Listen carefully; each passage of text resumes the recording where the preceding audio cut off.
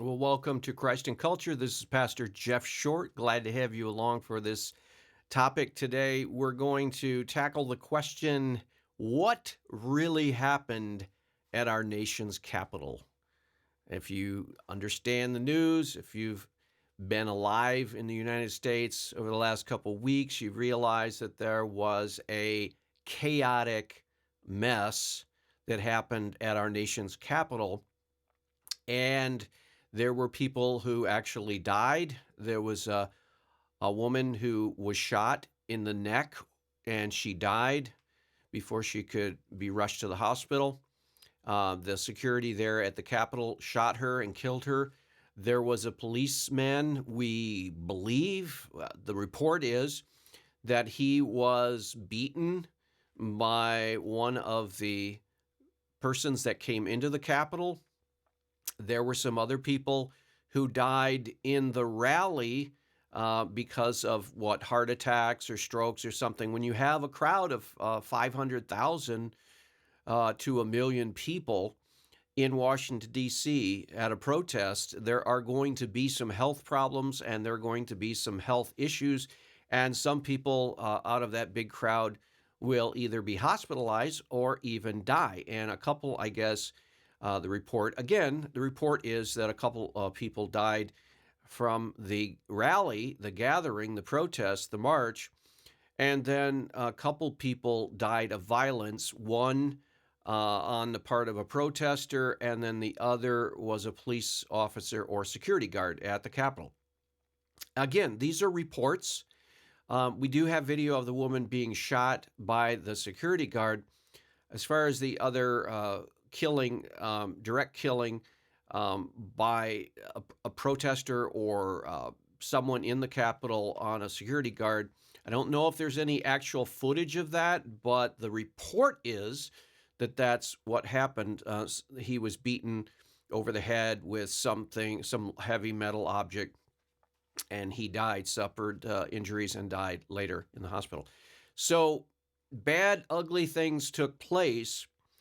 The problem is that it's really hard to know what actually took place there. I know I've heard testimony from some of the people who were at the rally, who were at the Trump speech at further on down the road, and they were gathered there because they were objecting to the way the election and the aftermath of the election was handled. They felt, and I feel, that there was not a proper adjudication of the election fraud allegations and the election irregularities and the questions that arose after November 4th. And there was no court case that heard the merits of the case, the evidence. There was no extensive investigation. And so all of these questions just remained unanswered, and there was no authority that would agree to hear the merits of the case. And it's very frustrating if you have a grievance and you try to take your grievance to a court of law and the judge just dismisses the case out of hand, and you go to another judge and they dismiss it out of hand, and you have some valid concerns and you want to get to the bottom of it. You want to know, did Joe Biden and the liberal Democrats actually won the election? Did they? Or did they not? And were these allegations and these affidavits, I think they have 1,000 or so affidavits testifying to some kind of a fraud or voter fraud or cheating or law breaking or rule breaking problems, irregularities, massive mountain of evidence. And no judge would sit down and say, okay, we're going to have a trial and we're going to look through this. We're going to take your concerns seriously. We're going to take your grievances seriously. You are owed that. After all, 70 to 80 million people, 75 million people voted for Donald Trump, and we need to make sure that their voices were heard and that they were not disenfranchised due to widespread cheating or even localized cheating that tipped the election. And if that is the case, then those illegal ballots need to be thrown out. And if that wins it for Trump, so be it. No judge would take the case. Nobody would take this seriously. And there were thousands of people, hundreds of thousands of people who came to Washington before the electors were meeting to count the votes, to do the final certification in Congress. And President Trump gave a speech. He said very clearly, we're going to march down the street and peacefully make our voices heard. And so he was very clear. He did not incite a riot. Again, what makes this so complicated and so difficult is that we have an entire media industry complex, otherwise known as the mainstream media, who are committed to disseminating disinformation and misinformation and putting out a false narrative of what happened.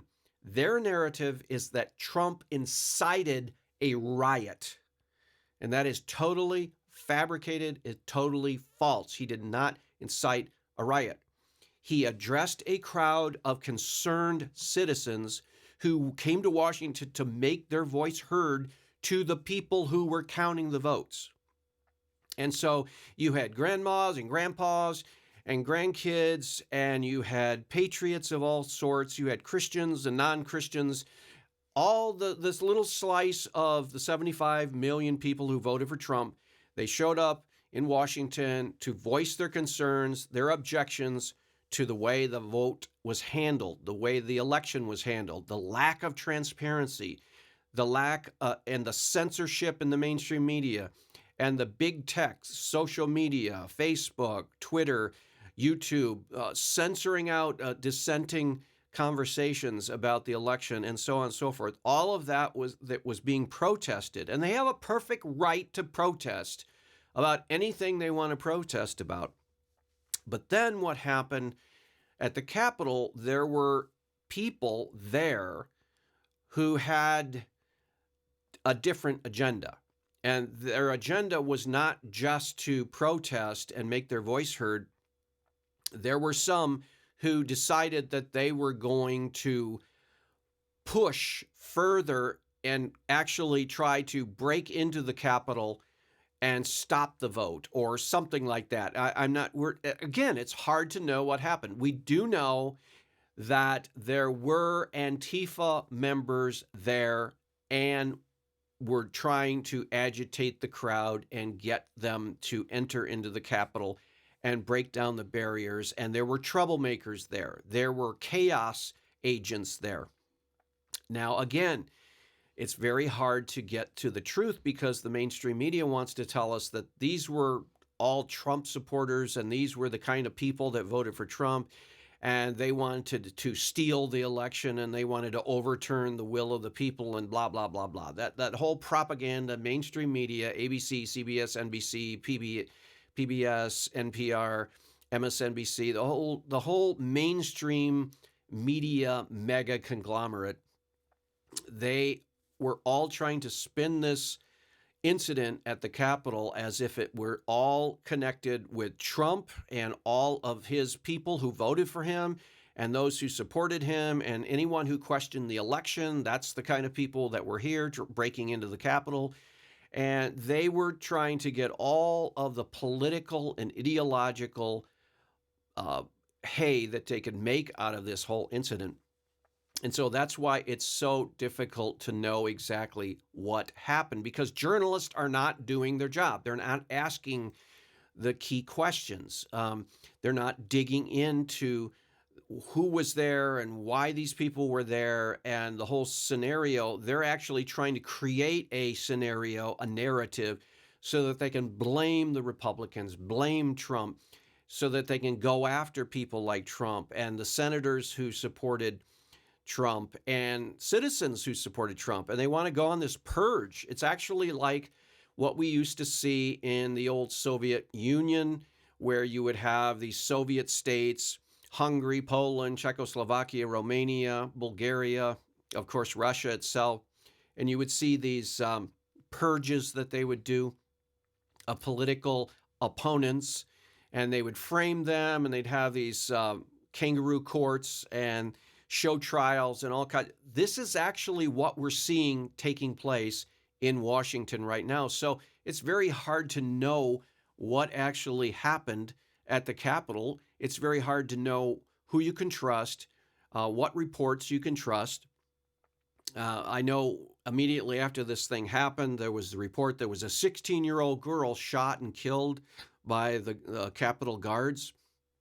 And that was wrong. It wasn't a 16-year-old girl. This woman was in her middle ages, early middle ages, and she was a military veteran. And she went into the Capitol. Unfortunately, a lot of people who were part of just the voicing their concerns outside were actually fooled because they saw that the Capitol was open. There were these agitators in the very front of it. In fact, many of the actual protesters were hollering at them and saying, "Hey, stop it." There was one incident where it's captured on video where there were these agitators, chaos creators, were trying to ramrod a window and break a window in the Capitol to get in through the window. And the actual protesters, the ones who were there for voicing their concerns over election irregularities, they were saying, "Hey, stop those people. They're Antifa. They're not part of us." And there were people trying to stop them. There were people, agitators with walkie-talkies communicating between each other. There were agitators with these Antifa-type headgear and backpacks on, and you could see agitators opening up their backpacks and changing their hat and changing their shirts and trying to blend in. And we know of a number of cases where there were actually Antifa members who had pro-Trump caps on, blending in with the crowd, trying to get Trump supporters to destroy and enter into the Capitol and vandalize the place. And so there was a massive, massive amount of confusion. And what we also learned was that the Capitol Police and the Capitol Guards on duty that day were totally undermanned. They had no preparation for this. And you would have thought that there would have been over an abundance of security around the Capitol that day because they were doing something very important. They were counting the electors' votes to certify who would be the president. So this is a very important time. You had all of the senators there. You had all of the House of Representatives there. Some very important people were there all together in one place. And you would have thought that the DC police and the Capitol Guards would have gotten their act together and been ready and had people stationed appropriately with the appropriate number of manpower available and firepower and whatever they need to do to control a crowd. You would have thought it would have been that way, but no, it wasn't. It was actually pretty sparse. There weren't hardly guards at all, hardly. And the ones that were there were totally unable to manage the agitators who were constantly pushing and pressing against them and removing the barriers and all kinds of things. At one point, you saw videos where the guards actually just opened up the barriers and were actually waving people in an effort. It looks like on the video is just, well, we're not going to fight anymore. Just come on in, peacefully walk through. And then you had the scenes where some of the actual protesters, the good faith protesters, they were going into the Capitol as if it was a tour. They were walking in there in an orderly fashion with their hands up, not touching anything along inside the roped off areas. They were walking in the way they should, as if you were touring the Capitol. And they were just in there taking selfies. You saw grandmothers taking selfies, senior citizens, all ages in there. It was kind of like sort of a sightseeing tour of the Capitol. And who could doubt it if you have police kind of waving you in, come on in, leading you on. And so it was a mess and a confusion. And so what doesn't make sense is to come up with definitive conclusions about what actually happened at this point, because again, we don't have all the information. And I really don't know if we can ever trust the information that we do get, especially if there's a new administration there. Can we trust an internal investigation by the police themselves, or do we trust an internal investigation with the Justice Department? There's so much political and ideological bias in the Capitol today. Is that it's really difficult to know who you can trust and what reports you can trust. But we should say this, as a Christian, I heard Albert Mohler talk about this last week. And one of the things that he brought up was that there was a man who claimed to be a Christian who was walking by the Capitol. He was one of the protesters. He was just there to make his voice heard. There was no plan to do anything more than just protests, and which is totally legal and totally okay. And we have that right in this country, and we should use it when we have a grievance. We should take it to the Capitol or whatever and protest. Perfectly legit. But he was walking by the Capitol. He saw the door open, and he wondered whether he should go in.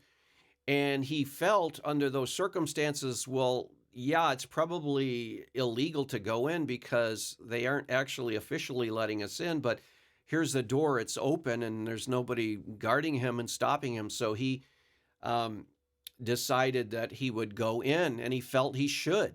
And he even went so far as to feel that he felt led of the Lord to go in. But again, that's a subjective thing.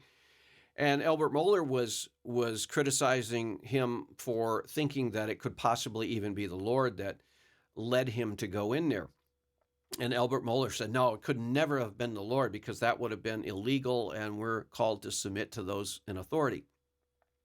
Well, I don't know about that. I don't know if that was a sin for the man to go in the White House with no intentions of doing any harm. He just entering the house. And I was talking to a pastor of a church the other day, and I said, I hope they do take into consideration all the various different motivations for people being in the White House. I'm not White House, but the Capitol. What they're doing now is they are actually going person by person, facial recognition, identification, and trying to round up every single individual who was in the Capitol building, and they're going to arrest them. And I sure hope that there is some kind of gradation of guilt, and it's not all lumped together as one entity. That's what the mainstream media want, everything to be lumped together. They want to call everyone who wandered into the White House on that day a terrorist. They want to call them an insurrectionist. They charged President Trump with inciting a riot, and all this inflammatory rhetoric. It's just totally useless. And I think as Christians, we have to be very, very careful what language we use to describe things like this. The way I see it right now is that this was a protest, a march and a protest, a legitimate march and a legitimate protest to the Capitol building that went beyond that and got out of hand, agitated by some provocateurs. Some of them we know were Antifa. Others might have been anarchists. Others could have been activists of some other kind of sort. But 99.9% of this whole march and rally in DC was totally legit. And the only problem was that there were agitators and activists and bad actors at the front of the Capitol. They probably didn't even attend Trump's speech, but they were there, and there's evidence now coming out that this was all planned. So there were actors who had this all planned out. There was a woman caught on video in a pink hat, knit hat, that was actually had a bullhorn, and she was actually giving instructions to people who were breaking in the Capitol as to the floor blueprint layout of the Capitol and how to get to certain areas of the Capitol. That is a planned operation. And so there were actors acting out, whether they were anarchists, whether they're agent of chaos, whether they were Antifa, whether there were liberal agitators who wanted to tar and feather the Trump supporters, or whether they were just some wild and crazy Trump supporters who had evil intent. We don't know, but it is totally not fair to label Trump supporters who were there to protest the election results because of the irregularities and the actual outright fraud that had taken place in those swing states. They have a legitimate voice. They have a legitimate grief. The senators and the House of Representative members who objected to the votes, they have a legitimate grief. They should have been heard. And so they weren't, and they can't be all lumped together in the same sense as those people who went in there to destroy. Now, they went in there to vandalize or do something, and the end result was that there was some vandalism and there was some destruction, but there wasn't very much. And it's sad that there were loss of life that did occur, but I also blame part of that for the lack of police patrol and control. These are supposed to be professional law enforcement officers, and yet they let a simple protest with agitators in front. They were able to breach the Capitol. What does that say about our security? What if a regular coup or a real insurrection by some foreign entity like a North Korea? We've seen movies at the movies, for example, I think it was called White House Down or some such movie where they had North Koreans who actually planned and executed a coup and an insurrection and a takeover of the Capitol or the White House. It was the White House in that case.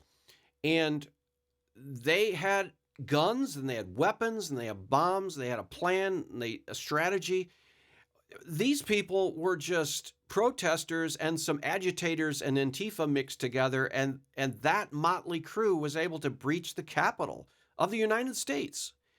So I guess some of the high-up police administrators were fired, and rightly so. It shouldn't have ever happened. There shouldn't have been any question that the security there could have held up, and they never should have even got a foot in the Capitol without authorization. But they did, and then that caused the deaths, and that led to the violence because they were not contained, and so that needs to be factored in. But as Christians, we need to be careful that we don't buy into the mainstream media's political propaganda narrative. I know even Albert Mohler, he is now talking about the riot at the Capitol or the insurrection at the Capitol. This was not an insurrection. Nobody in the right mind thought that they were trying to, quote, take over the United States government. Taking over by just getting into the Capitol, that's not taking over. This was not a well-coordinated, this was not a well-staged project, whoever the agitators were, whoever the Antifa bad actors were. This was not well-planned. And so we should stop using the labels of the radical mainstream media and not call it a riot and not call it an insurrection and not call it a coup. It wasn't a coup attempt. It was a protest that got out of hand. It was a protest that some of these little agitators and actors were able to push on through into the Capitol, and some gullible, naive, swept up in the moment protesters followed and figured, hey, why make our voice heard outside the Capitol? Why not just go into the Capitol and maybe occupy the Capitol? After all, there is a history. There actually, you might want to even call it tradition, of protesters going into capitals and occupying capitals. Remember up in Wisconsin, um, there was a protest up there, and it was about a decade or so ago, where people went into the capital of Wisconsin at the state capitol and occupied it for a week. So, are you going to label those people insurrectionists? Are you going to label those people um, trying to stage a coup? Are you going to say that they're rioters? Uh, it was handled totally different up there. And so we have to be careful that the left propaganda machinery doesn't spin this whole thing to try to make everyone who voted for Donald Trump, or all Republicans, or all people who question the election integrity, they're going to lump them all together and say, you are dangerous people, you're anarchists, you're chaos creators, you're trying to stage a coup, you're trying to overturn the government, totally out of proportion for this whole thing. We as Christians have to be careful about the language we use. Now, we want to say and underscore again, if you're a Christian, the Bible tells us to obey the laws of the land.